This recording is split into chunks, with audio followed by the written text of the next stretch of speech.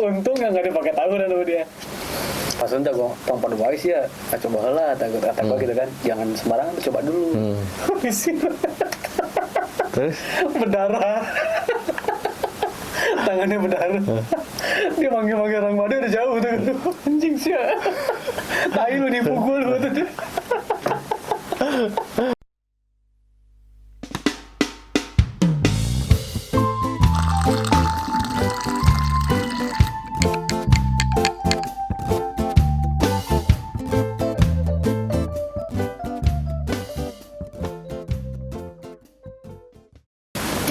Bikin lagu dong, lagu baru. Lagu baru? Iya. Tentang apa tuh? Tentang ngontai. Nah, tentang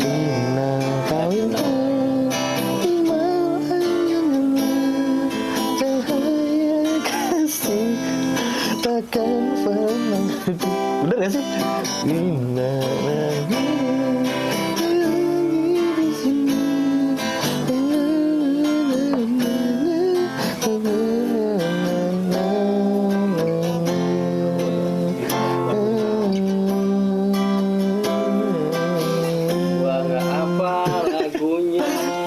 Padahal yang bikin beliau loh. Iya.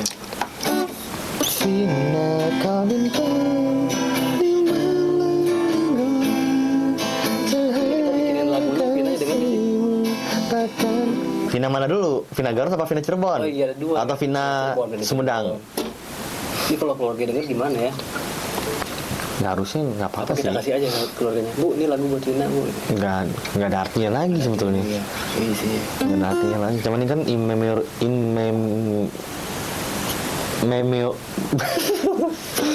non sih ya. Apa sih? Apa? Itu loh, kalau ada orang kalau habis, maksudnya ini jadi bercanda tuh. Harus ada sarip in memorial. Nah, gitu maksudnya. Oh, iya. Kita harus ngomong dari awal baru bisa. Iya. Soalnya kalau kasih juga orangnya tenang, soalnya ya udah bodo amat lah. Iya, tentang gua nggak peduli. Kan susah sama lirik lagu ini loh. Iya. Hina kau bintang di malam yang gelap, cahaya kasihmu takkan pernah redup. Maksudnya apa tuh artinya itu? Hah? Artinya itu? Artinya itu sebenarnya udah jelas loh sebetulnya. Hina, kau adalah bintang dalam gelap, cahaya kasihmu takkan pernah redup. Dalam artian dia adalah sosok yang sangat terang benderang, yang tidak akan pernah padam meskipun yang tidak akan pernah terhapus oleh masa. Nah, kegelapan ini nih ibaratkan apa nih? Kegelapan itu artinya tuh, namanya dunia itu kan ada yin dan yang. Iya. Ya kan? Hitam dan putih. Gitu kan? Berarti dia tuh lagi benar ya. Iya. Cuma kan di lagu ini dia bintang, sekelilingnya gelap. Dia Vina bukan bintang. Oh, bukan bintang. Bagaikan bintang maksud gua. Bagaikan bintang. Betul. Berarti circle-nya gelap gitu ya? Enggak. Cuma emang kejadiannya emang kondisinya malam. Malam. Dibully. Malah kasusnya makin parah, makin kusut. Iya. Iya. Lu ngikutin lagi ya? Ikutin kan? Iya. Kan maksudnya biar ada bahan. Jadi pura-pura bego dulu. Iya, waduh. Iya, soalnya apa itu? Apa sih kesurupan tuh? Ya, kesurupan. Namanya cewek? Coba tebak siapa? Coba. Semakin ingat semakin lupa. Coba. Semakin ingat semakin lupa. Coba. Semakin dicoba semakin lupa. Coba ya. Semakin lupa beneran gua. Gitar dulu gitarnya. Ya. Oke, beda main sendiri. Gimana? Siapa namanya kan? Yang kesurupan itu loh yang apa? Iya, siapa namanya? Lupa. Coba semakin lupa coba.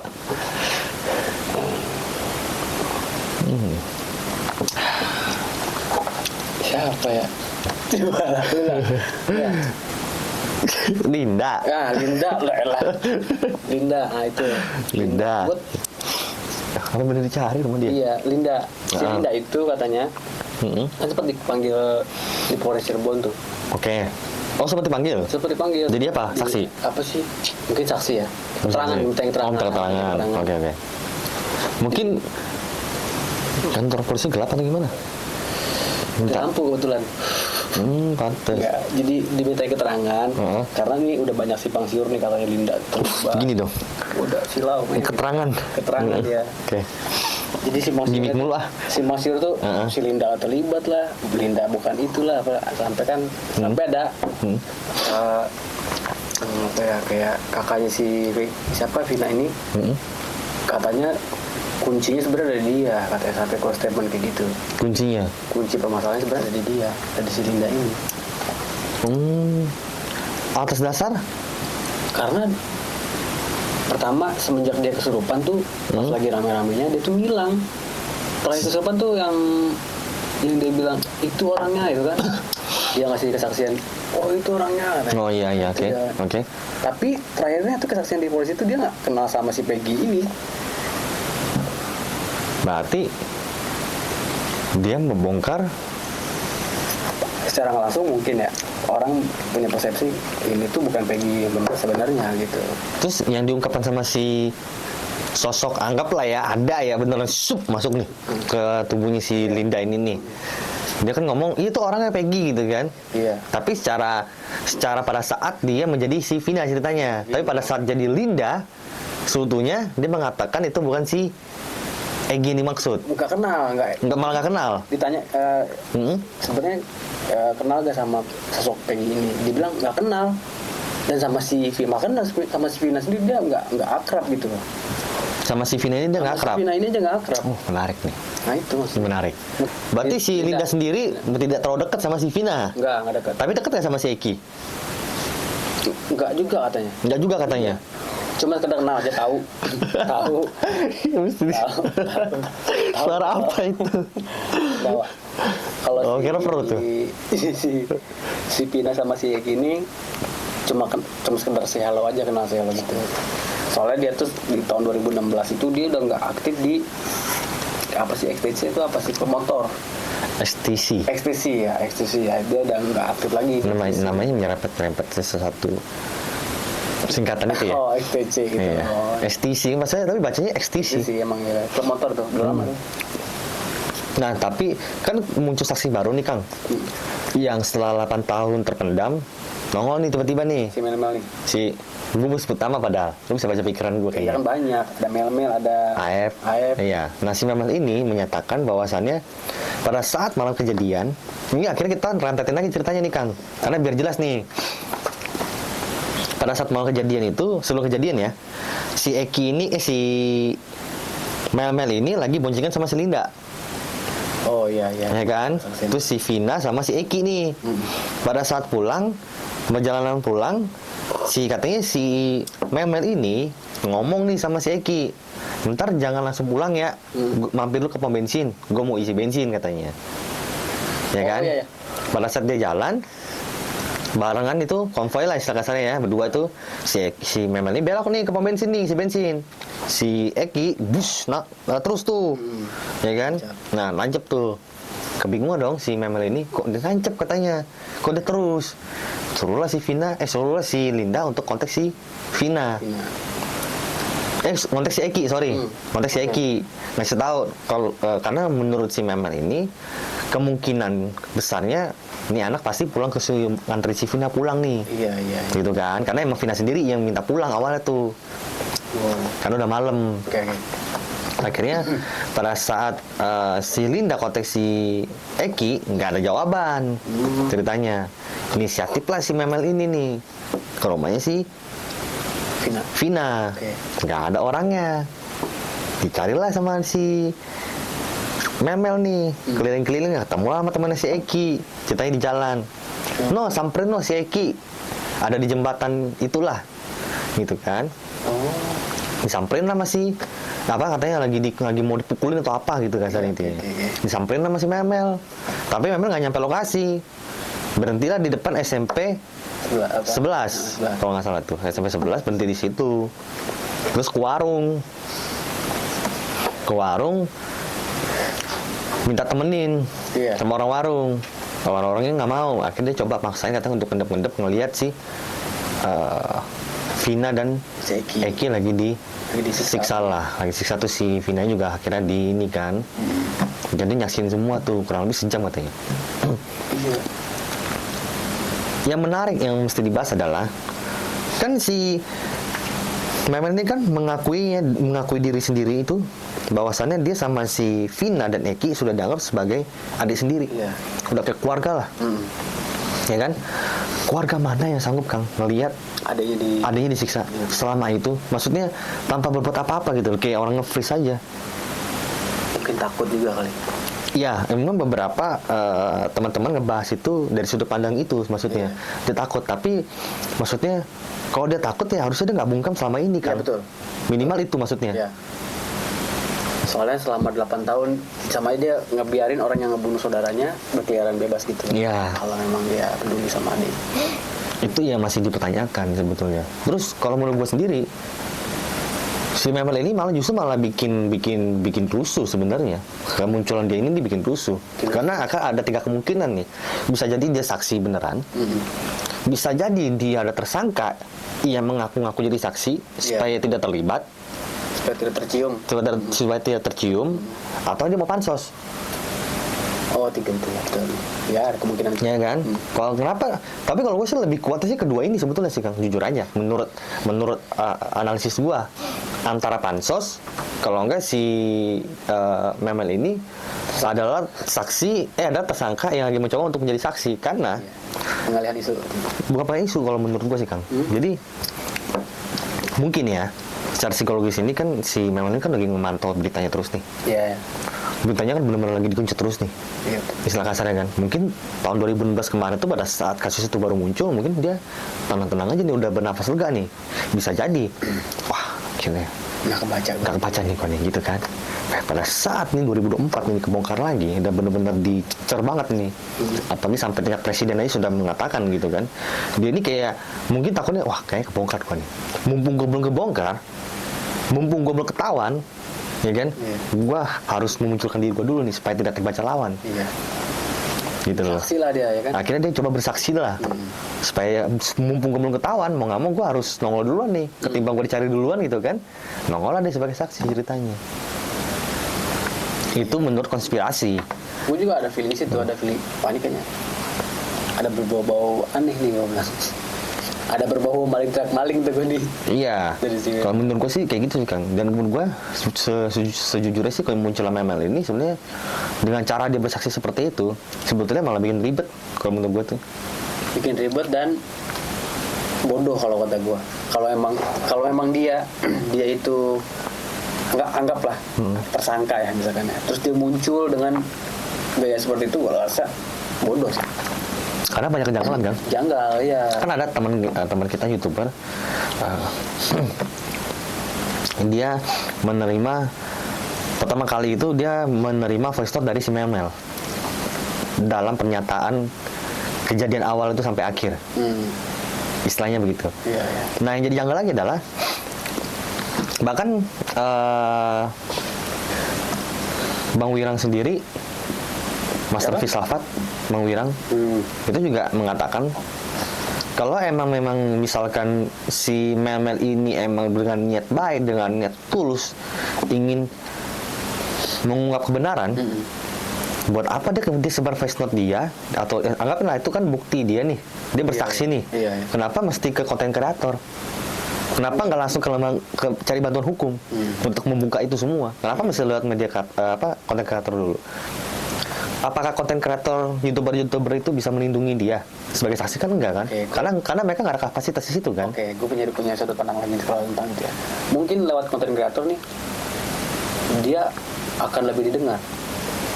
Soalnya kan konten kreator, kalau anggaplah kita kantor polisi, mungkin kita tahu ya, mungkin takutnya jadi persepsi lain terus udah gitu belum tentu langsung diusut. Nah ini makin lama mendam, mungkin bisa jadi kesaksian si Meli bisa mendam lama dari polisian ini, karena mungkin polisi takutnya jadi kambing hitam lagi dianya. Jadi, itu kan kayak puzzle ya, satu-satuin dulu nih. Maksudnya kesaksian dari si Mel, dari si Anu, si BC, itu kan dibikin puzzle sama polisi itu diperucutin baru kan. Mungkin proses itu kan. Nah si Mel ini pengen kesaksian tuh ya udah didengar banyak orang gitu langsung. Kalau emang benar dia pengen didengar oleh banyak orang, harusnya dia ada statement di awal. Kalau menurut gua. Tapi yang gua tahu nggak ada. Dia soalnya cuma kayak cerita aja.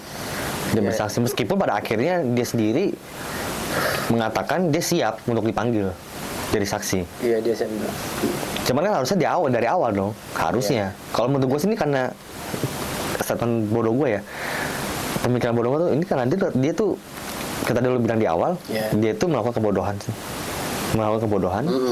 dan karena udah terlalu kecebur, mau nggak mau tanjur basah dia sekalian, karena dia nggak bisa narik lagi udah. Nggak bisa. Dia udah nggak bisa menarik kata-kata dia kan, karena sudah keluar di mana-mana kan, mau nggak mau dia harus terjun. Kalau dia bilang dia nggak berani, kacau dong. Kacau ya.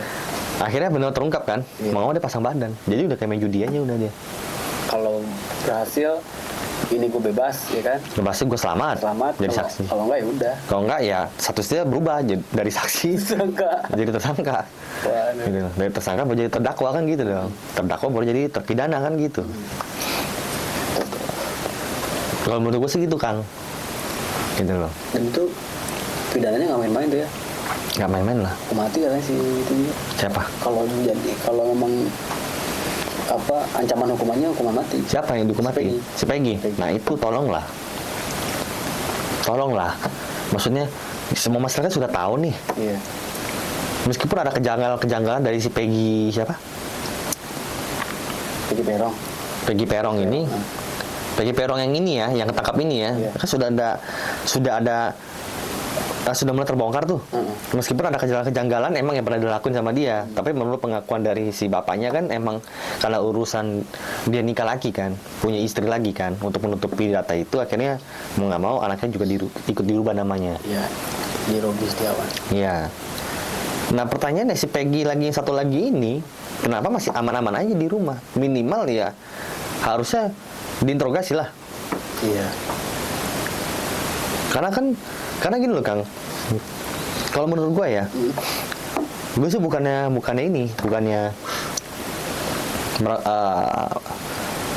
meragukan kinerjanya kepolisian, bukan. Iya. Cuman satu hal yang gue sayangkan, cuma satu yang gue sayangkan, gara-gara kan mereka DPO nih.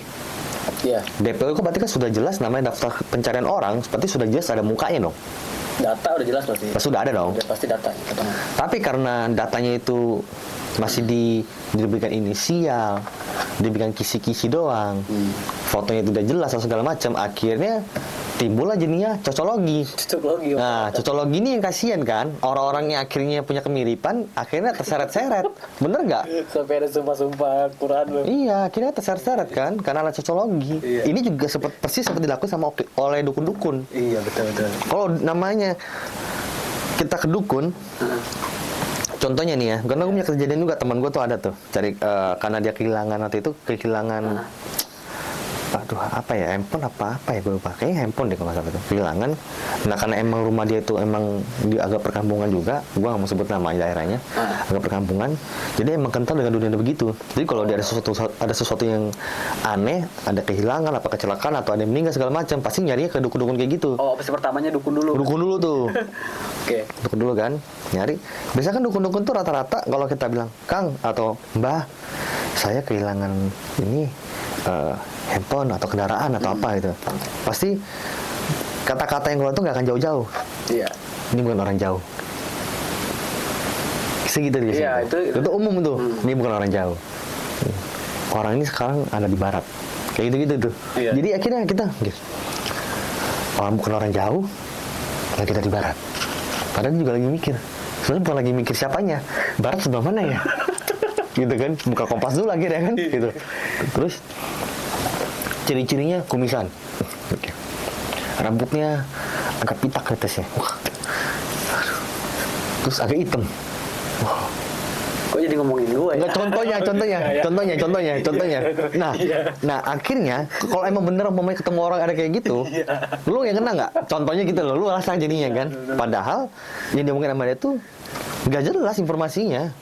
Membuat kita jadinya dia emang dukun tuh cara kerjanya gitu Kang, yang gue tahu analisa. Sebenarnya mereka pakai jurusan analisa juga. Nggak pakai analisa kalau menurut gue kan. Membongkar. Jadi kalau menurut gue ya, mungkin dia sebelumnya nanya-nanya dulu kan, hilangnya di mana, ini di mana. Kalau gitu ngapain ke dukun? Kalau gitu mendingan ke kantor polisi. Ini kan gitu sama aja. Iya. Lebih jelas pun.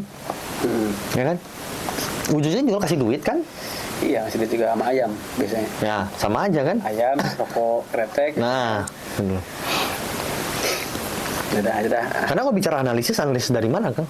Bisa sampai detail kayak begitu, polisi aja nggak sampai sebegitunya. Polisi cuma butuh data buat dianalisis sama dia, bukan langsung ditembak, langsung ketemu gambarannya. Betul. Ya kan, nggak masuk akal kan? Emang cara kerja, emang pemahaman kita, apalagi kan gue baik lagi ya, gue bilang gue kan bekas magician gitu. Pemahaman kayak gitu emang kita tahu cara kerja dia, cara kerja mereka tuh gue tahu dukun itu. Jadi sebenarnya mungkin ya, berarti cara kerja mungkin bisa ya, magician tuh kalau jadi dukun jago berarti ya. Iyalah, benar. Kalau dia mau mengakuinya, Iya kan, soalnya kan dia melakukan suatu hal yang di luar nalar orang gitu kan. Magician misalkan bisa kayak contoh lah, telur bisa emang benar. ada isi jarumnya, itu kan sebenarnya ilmu magic ada. Iya. Ada kan. Ada, itu kan pakai cuka. Suka ya, ada sebenarnya ada itu ya, ada. Dia emang disiapkan dulu. Coba aja kita beli telur dari warung, kita suruh masukin, dia belum tentu bisa. Iya. Gitu. Bukan belum tentu bisa sih, nggak bakalan bisa sih. Dan magician tuh kan dia ngebaca psikologis orang jago Iya. gitu. Jadi kalau Akang bilang dukun itu adalah magician, ya benar sebetulnya. Dia tuh magician yang berkedok dukun. Iya, betul. Gitu loh. Lebih parahnya lagi adalah dukun yang berkedok agama, itu lebih parah lagi. Iya, kacau loh. Gitu, itu lebih parah lagi. Tiga gitu. combine tuh, tiga combine gitu loh. Tiga kombinasi ya. Kalau bicara pasarnya tuh berlapis tuh. Lapis ya. Tuh, yang kue lapis lebih enak. Iya. Makan itu. Lapis Surabaya terkenal itu. Pakai saus. Hah? Pakai saus. Pakai saus. Lapis makin aneh dah rasanya. Itu agak keluar jalur sih. Gue pakai saus. Gue ngomongin ini nggak nyambungin di situ ya, kuenya gue nggak nyambungin lagi. Pakai saus kayak itu. Oh, iya. Iya benar. Iya maksud gue begitu kan. Gitu. Jadi emang agak cocologi itu agak membahayakan sebetulnya. Jadi akhirnya timbulnya apa? Fitnah. Tapi ya yang gue tahu ilmu dukun ini itu kan apa ya, berjalan dari mungkin ratusan tahun lalu udah ada kali. Emang sudah ada. Itu praktek-praktek itu emang sudah ada. Prakteknya itu udah berjalan ratusan tahun yang lalu dan tradisinya kayak gitu. Berarti kalau bicara dukun itu sulap ya. Berarti kan teori sulap ini udah ditemuin pada zaman Iya. itu. Kan teori sulap itu pertama kali sulap itu kalau nggak salah tercipta di Mesir. Mesir kuno. Berarti udah ada ya. Iya, itu tujuannya emang untuk dari awal tuh sulap itu ada itu untuk hiburan, bukan untuk penipuan, bukan untuk pengobatan atau apapun itu, bukan. Emang tujuan dari awal itu sulap itu ada adalah untuk hiburan. Jelas. Dalam sejarah pun dicatat emang benar. Soalnya kan untuk orang awam yang nggak ngerti sulap, anggaplah kalau di zaman sekarang aja masih ada orang yang awam tentang sulap ya. Misalkan dukun dengan pakai gaya sulap, contoh misalkan apalah bisa mindahin suatu barang padahal yang udah disulap kan gitu kan, dan direncanakan dari barang ini dari sini bisa pindah ke situ gitu. Iya. Udah. Sebenarnya kan trik sulap ada kayak gitu kan. Ada. Misal seandainya dukun dengan cara kayak gitu untuk mengelabui pasien kan bisa-bisa aja tuh. Iya, bisa. Bisa kayak gitu ya. Iya, memang benar. Percaya, oh berarti sakti nih dukun. Nah, Iya, kayak gitu. itu salahnya di situ. Gitu loh. Apalagi zaman dulu maksudnya. Iya, apalagi zaman dulu yang pengetahuannya mungkin nggak sebelum semua orang bisa akses kan, nggak segampang kayak sekarang kan. Emang kalau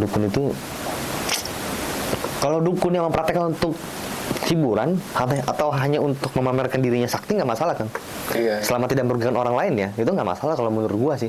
Iya, oke. Jadi dia mau terbang kayak, Misalkan pameran. nah dia mau hilang kayak dia menunjukkan dia sakti loh gitu. Tapi bukan berarti dia berharap orang tuh percaya sama dia. Akhirnya musyrik kan? Ending-endingnya begitu loh. Gue pernah tuh kayak gitu. Gue gak ngerti sulap juga sih. Jadi ada kayak pameran gitu kan, pameran jualan obat nih. Oh ya, oke. Pernah dengar gak sih? Pernah. Jualan obat di akrobat dulu nih. Iya. Kayak apa kayak ditusuk pisau, terus pisaunya bisa nancep di leher gitu. Terus sesuatu apa barang orang dikurung sih di satu kain gitu, kayak bisa terbang gitu sendiri. Iya. Nah itu sebenarnya nggak masuk akal. Kalau mau bicara teori sulap mungkin kalau disulap orang sulap ya mungkin bisa, wah ini mah sulap nih. Yeah. Kalau kayak gue orang awam kan, Yeah. wah emang sakti nih orang nih, gila. Akhirnya beli obatnya. Iya. Padahal kan nggak nyambung ya sama apa yang dijual sama dia, apa yang dipamerkan sama dia kan nggak Nah jadi nyambung. sebenarnya gini, untuk orang-orang awam, untuk meyakinkan gua Ya hanya untuk sesuatu, untuk pengakuan kan, sebenarnya hanya pengakuan kan. Iya. Untuk wah lu orang hebat, jadi biar orang tuh ngaku gua hebat, cuman apa buktinya gitu. Nah kan butuh pembuktian. Iya, iya. Nah kalau orang sekarang mungkin kayak nggak gitu ya. Kalau orang dulu kan butuh pembuktian kalau apa yang gua tawarkan tuh keren tuh, maksudnya bagus tuh, baik tuh, dari harus ada pembuktian dulu. Iya, iya. Intinya ada pengakuan lah. Iya, sakti atau gimana. Itu harus ada pengakuan dulu. Soalnya gua pernah kejadian ini. Pernah beli obat ya?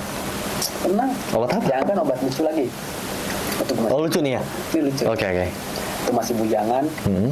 Ada, kalau lu tahu orang Baduy, orang Baduy lagi jalan-jalan ya.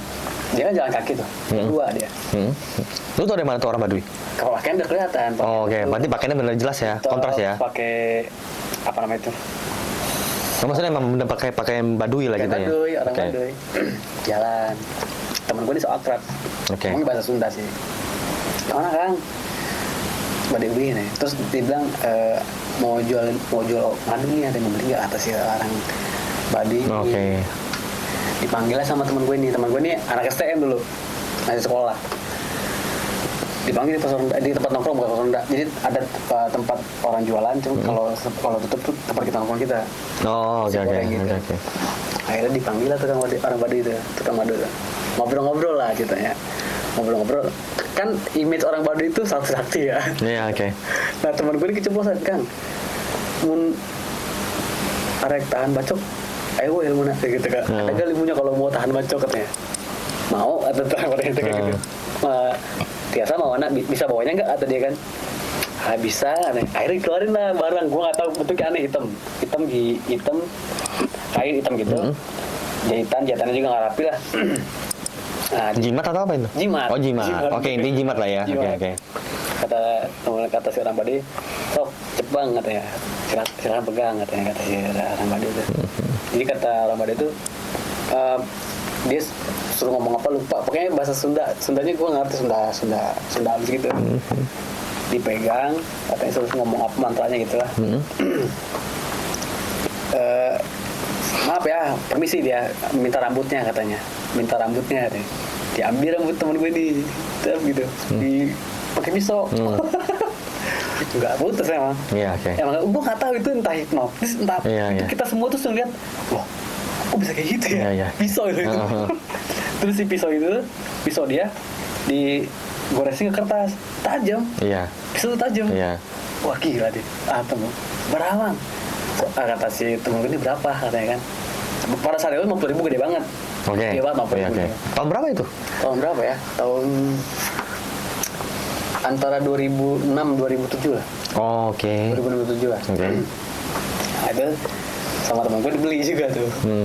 Gue mah percaya gitu-gitu, gue emang gak percaya gitu. Tapi pada saat itu ngeliat gue percaya gak percaya jadinya. Iya, oke. Anjir, kok bisa kayak gini Iya. ya? Karena ada pembuktiannya di situ. Iya, ada buktinya. Dikasih lah. Kata si tukang orang Baduy ini, terserah mau ngasih berapa aja katanya kan.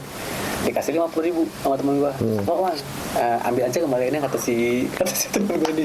Kembaliannya padahal kan belum nggak sebut harga ya. Terserah kata dia. Terserah mau ngasih berapa aja, dikasih 50.000 katanya. Ya udah ambil aja kata temen gue gitu. Ya udah pergi nih sama dia nih. Wah gila lah. Kata temen gue tuh, sakti aing katanya, sakti nih gue nih kata dia. Iya, iya. Besok gue pakai tawuran kata dia. Terus? Untung nggak ada pakai tawuran sama dia. Akhirnya coba lu jangan kata Mas Sunda gue tanpa device ya, coba lah kata gue gitu kan, jangan sembarangan, coba dulu. Akhirnya ya udah gue coba lah, beli silet lah dia. Beli silet. Terus? Berdarah. Tangannya berdarah. Dia manggil orang Baduy udah jauh tuh. Anjing sih. Tai lu dipukul tuh. Itu pertama dia ngerasa ketipu, udah gitu mungkin marah-marah nahan sakit gitu Iya. ya. Terus gue ketawa-ketawa di situ, aduh goblok tuh. Entah itu hipnotis mata kita ngeliatnya, wah ini kayaknya, atau karena pisau dia udah didesain kayak begitu, gue nggak tahu tuh. Mungkin kalau dari sisi magician ada penjelasan nggak tuh kayak gitu? Ya menjelas, itu udah jelas banget itu. Iya. Iya. Bahkan pisau biasanya rata-rata itu jadi gini. Gue mau luruskan dulu. Kalau kayak gitu itu udah dipastikan bukan orang Baduy. Dia adalah oknum. yang mengakui orang Baduy. Karena sepemahaman gue punya teman Baduy juga. Iya. Rata-rata justru mereka itu ya ini kalau bicara ilmu itu kan agak ini ya. Gue nggak mau jelasin lebih jauh gitu loh Iya. tentang kayak gitu. Cuman intinya orang Baduy asli itu nggak akan mau kayak gitu-gitu. Dalam artian sok-sok apa lagi jual-jualan ilmu gitu kan, nggak mungkin gitu kasarnya. Jadi itu oknum sih, gue pastikan itu oknum pasti. Dan dalam dunia magician itu jelas karena itu banyak kejadian juga. Iya. Banyak gitu loh. Biasanya mereka bukan hanya jual jimat, jadi kayak semacam tadi lu bilang kayak jualan obat, itu juga sering dipakai juga. Gitu loh. Soalnya ya itu. Ada kok silet pisau emang yang didesain itu namanya bisa jadi gimmick gitu Ya, kan. betul. Dalam sudut tertentu dia tumpul. Oh, Tapi di gitu. satu sudut lagi itu dia tajam. Walaupun di satu mata kan satu ada mata nih gitu ya. Ini mata. Iya. Ini ketumpul. Ada tekniknya. Ada teknik yang Ada agak tekniknya. miring dikit. Iya. Jadi emang udah didesain. Iya. Gitu. Carter juga ada juga tuh. Misalnya tuh kalau Carter apa? Silet. Satu sisi atasnya tajam, sisi atasnya tumpul biasanya. Oh gitu. Itu udah didesain juga.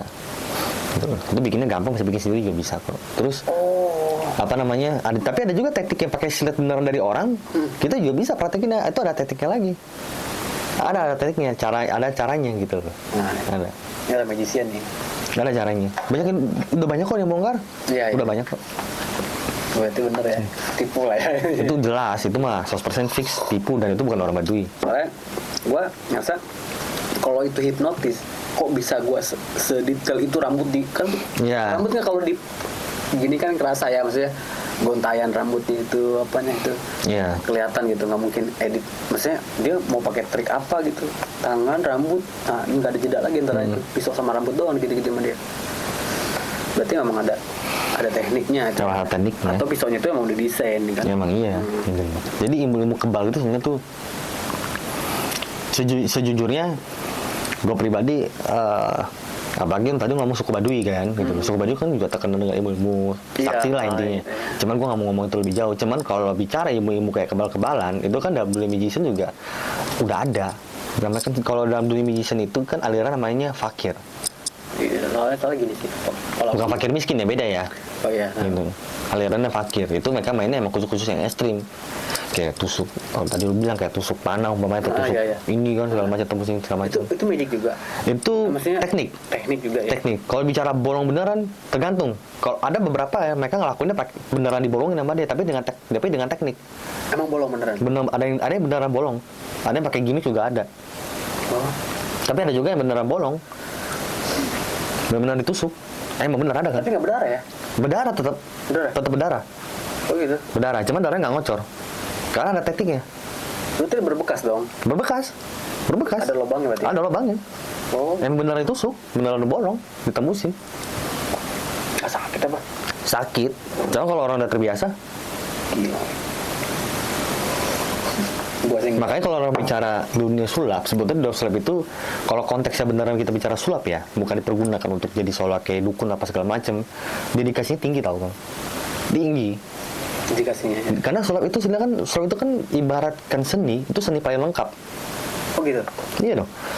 Seni paling lengkap sebenarnya. Karena dia memadukan dari seni tari, Musik. seni musik, seni rupa, terus ada disiplin ilmu juga. Kenapa dibilang disiplin ilmu? Karena dalam sulap itu kan ada penjelasan dasarnya, ada penjelasan logisnya, fisika, biologis, bla bla bla segala macam, ada matematikanya kan, ada hitungannya semua.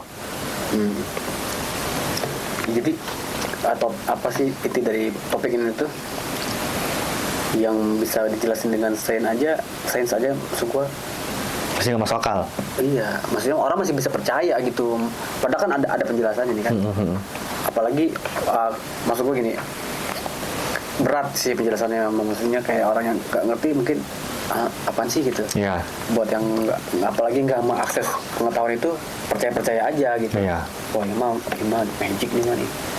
Wah ini mah jin nih, gitu. Kayak gitu kan. Jadi orang percaya aja. Apalagi orang di sini tuh sangat apa ya, orang Indonesia tuh masih banyak orang yang percaya klinik kayak gitu ya.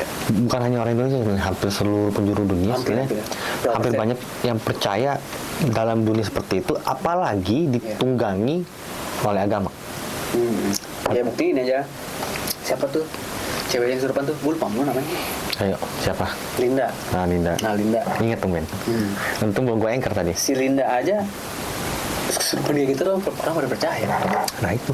Hampir seluruh Indonesia percaya loh sama kesurupannya dia. Heboh kan? Ya makanya maksud gue hal kayak gitu tuh sebenarnya. Nah, Linda itu, bicara Linda nih, sebetulnya persepsi gue itu hampir sama dengan si Mel ini sebenarnya. Karena Linda itu bisa jadi ada indikasi terlibat. Indikasi terlibat? Iya, indikasi terlibat. Cuman, ya kata gue bilang tadi, supaya dia tidak ketahuan duluan, dia mau bikin sandiwara dulu nih di awal. Contohnya, kata gue bilang tadi, sebenarnya perumpamannya, tet maling. Iya.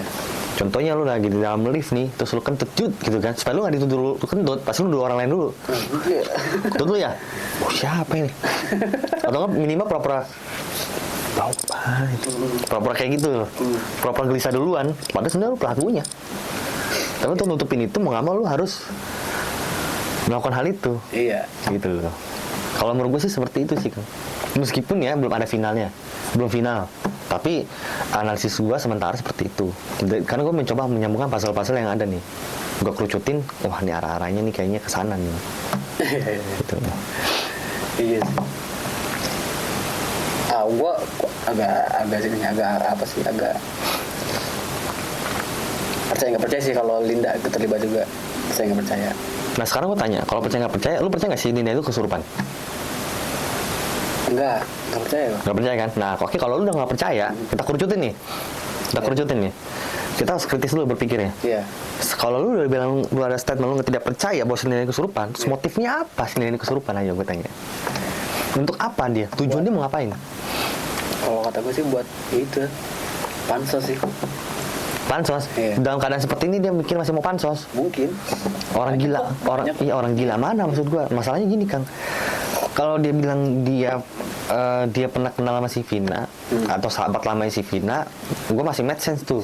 Iya. Tapi dia kenal, cuman bukan sahabat yang kan kalau TV itu katanya kita tuh nggak seperti yang digambarkan di film. Sorry. Kedekatannya. Gua ralat. Maksud gua gini, anggaplah dia sahabat lamanya tim geng yang inilah. Dia masih oke tuh berbicara tuh, sekedar kenal. Iya. Gitu kan. Tapi kan dia sendiri mengakui emang dia dekat dengan si Eki. Bukan. Dan kawan-kawannya. Iya, tapi terakhir pengakuannya itu cuma kenal dan dia tuh nggak sedekat seperti apa yang dibayangin orang gitu. Terakhir pengakuan dia kan pas dia keluar dari Polres tuh tanya sama wartawan ya. Iya katanya saya kenal tapi nggak sedekat apa yang seperti kalian pikirkan. Maksudnya nggak kayak di film-film. Maksudnya kalau cerita di film kan dia deket banget tuh. Sahabatnya gitu ya. Bestie banget ya. Iya kalau nyatanya enggak. Berarti belum menyatakan kemungkinan besarnya si Linda ini hanya pansos. Pansos ya. Dalam artian berarti dia ngepres satu seluruh Indonesia. Iya, itu gobloknya.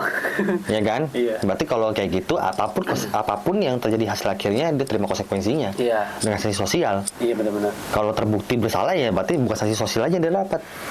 Udah dapat kayaknya. Maksudnya dengan apa?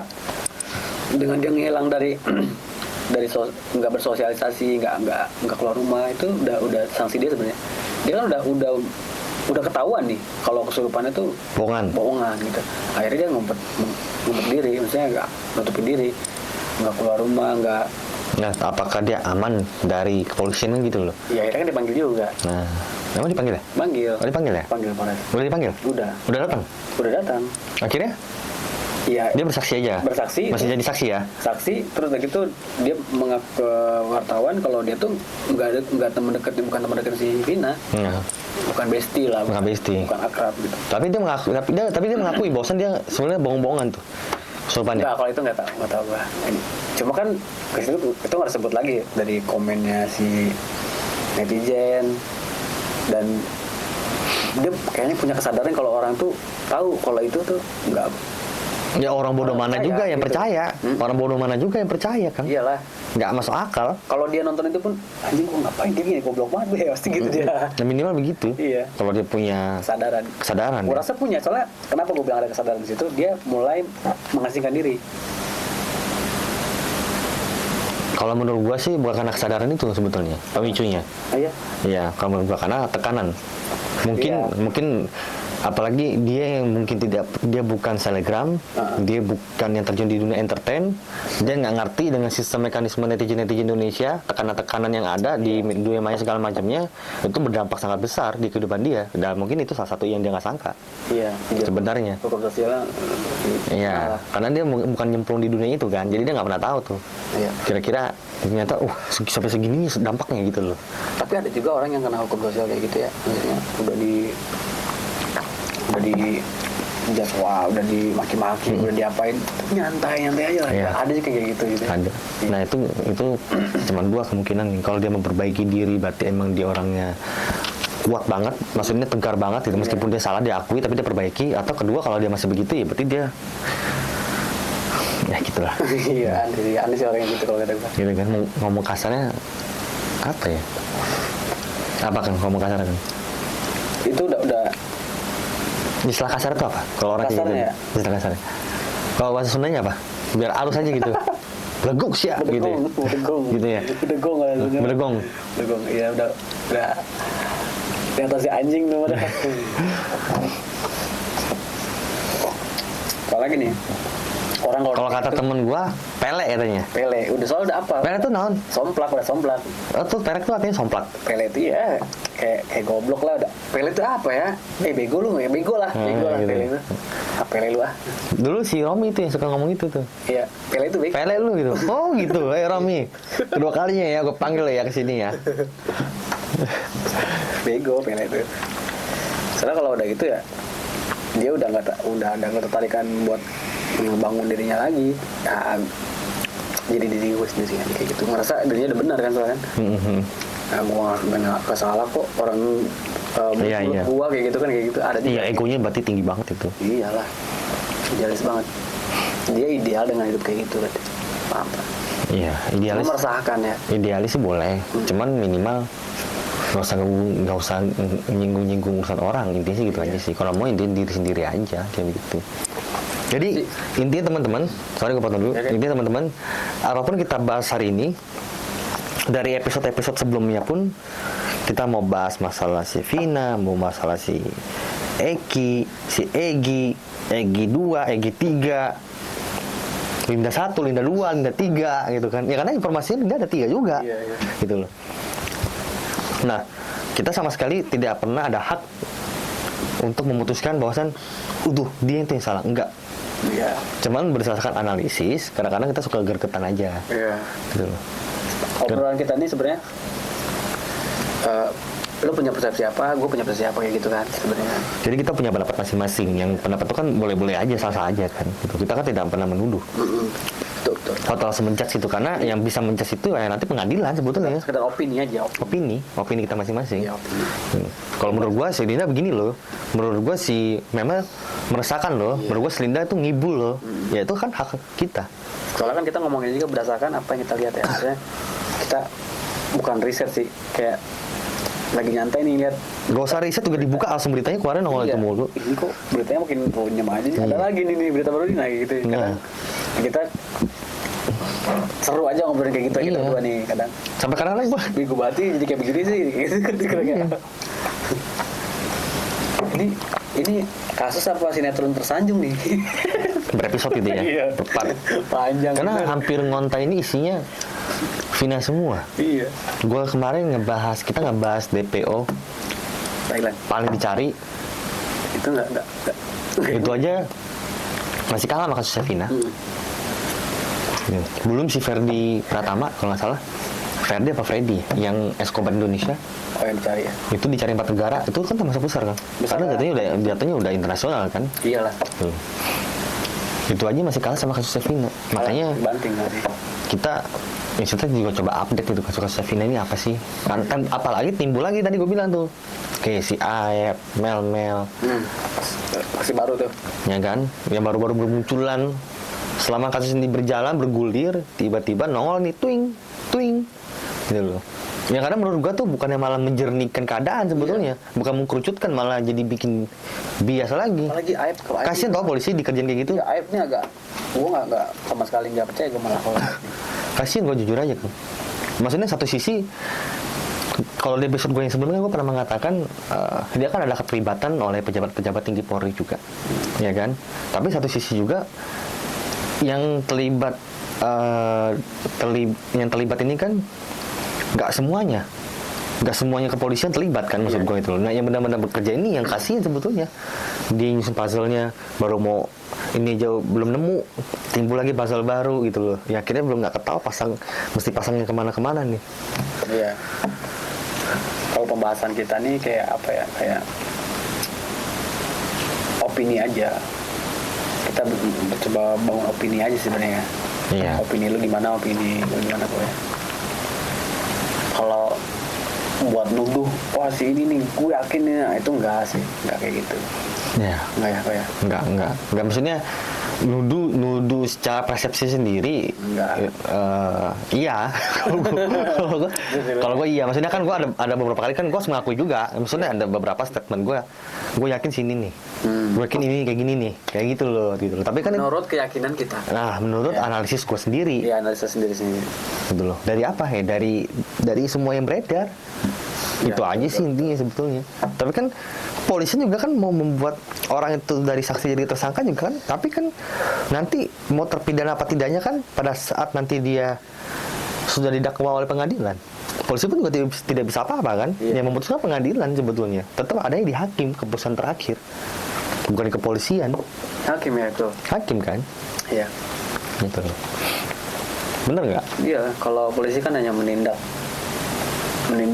apa sih saya bahasanya nangkep lah, cuma Iya, hanya menyimpulkan dulu bahannya, nanti hakim yang menimbangkan gitu kesannya. ya lu tempat denger gak sih? Ini ngomongin palang kereta, gue jadi tiba-tiba keingetan tuh kan. Maksudnya, lu kepikiran gak sih? Kan banyak banget suka nerobos palang kereta api kan.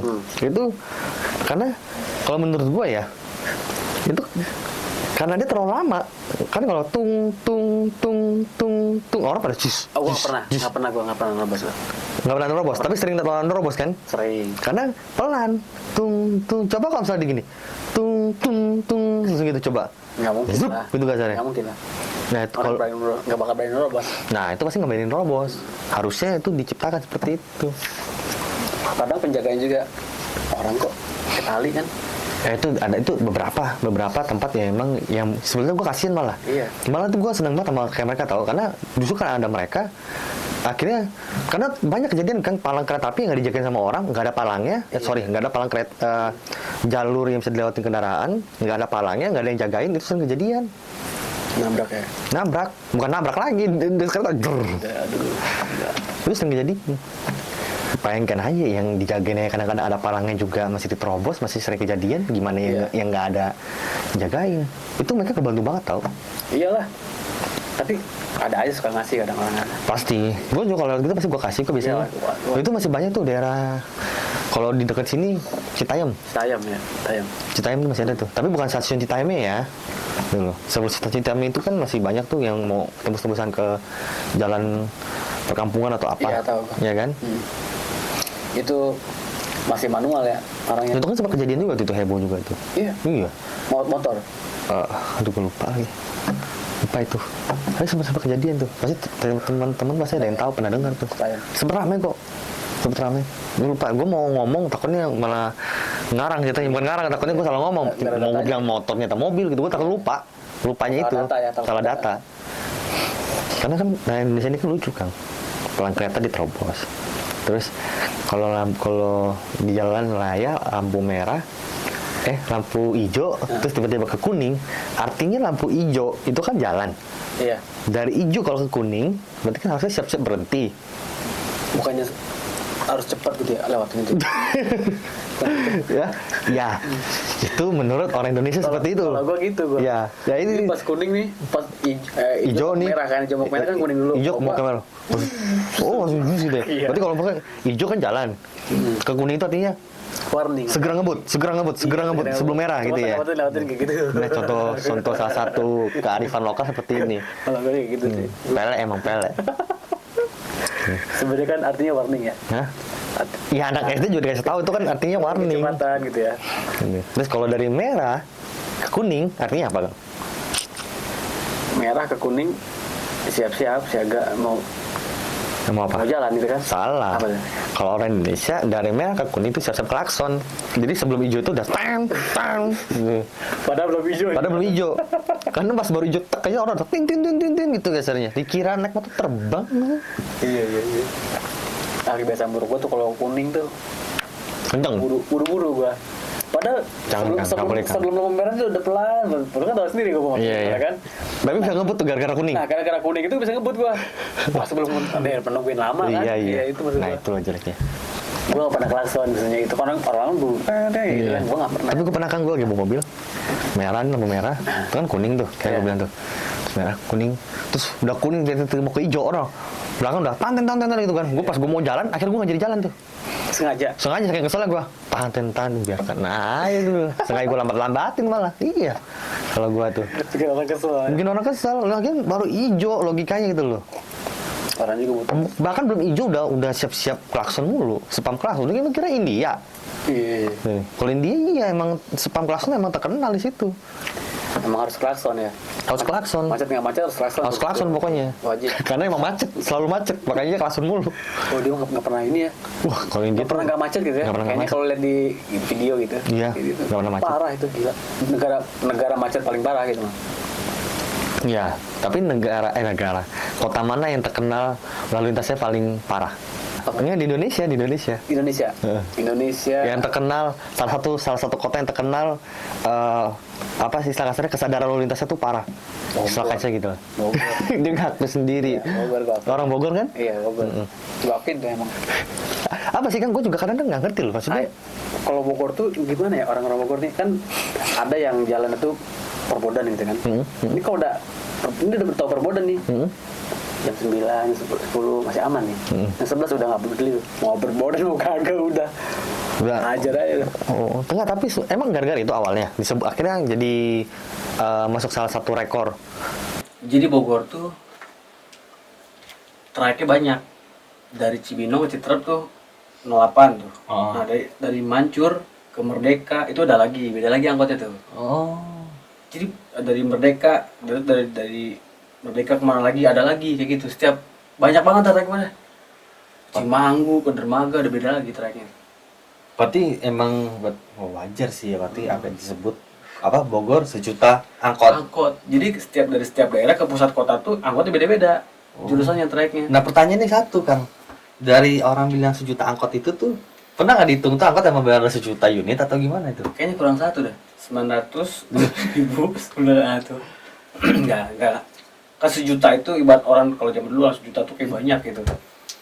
Oh iya, sangat sangat banyak gitu. Kayak Lam Sewu. Iya. Artinya apa?